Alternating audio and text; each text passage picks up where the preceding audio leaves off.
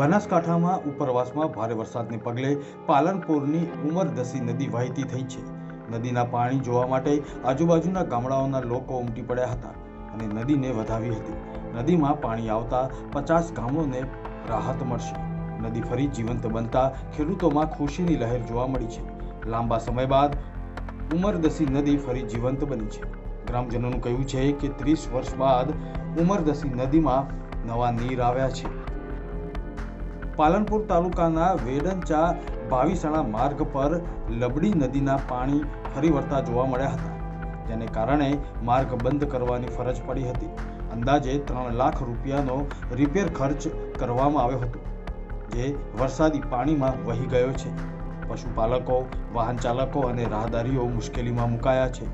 દાતા અને પાલનપુરમાં નદીઓ વહેતી જોવા મળી રહી છે। વરસાદને કારણે બનાસકાંઠાના વિવિધ વિસ્તારોમાં જનજીવન અસ્તવ્યસ્ત જોવા મળ્યું। ભારે વરસાદથી અર્જુની અને બાલારામ નદીઓ વહેતી થઈ છે। દાતામાં 9 ઇંચ વરસાદ ખાબક્યો છે। પર્વતીય વિસ્તારમાં ધોધમાર વરસાદને કારણે નદીઓમાં નવા નીર આવતા લોકોમાં આનંદ છે। નદીઓમાં પાણી આવતા ખેડૂતોમાં ખુશીની લહેર જોવા મળી રહી છે। પ્રથમ વરસાદથી જ ખેતી માટે આશાજનક સ્થિતિ ઊભી થઈ છે। વડગામના સરદારપુરાના ખેતરો વરસાદથી બેટમાં ફેરવાયા હતા, ત્યારે અર્જુની નદીના વહેણથી હડમતિયા સરદારપુરાનો રસ્તો બંધ કરવામાં આવ્યો છે।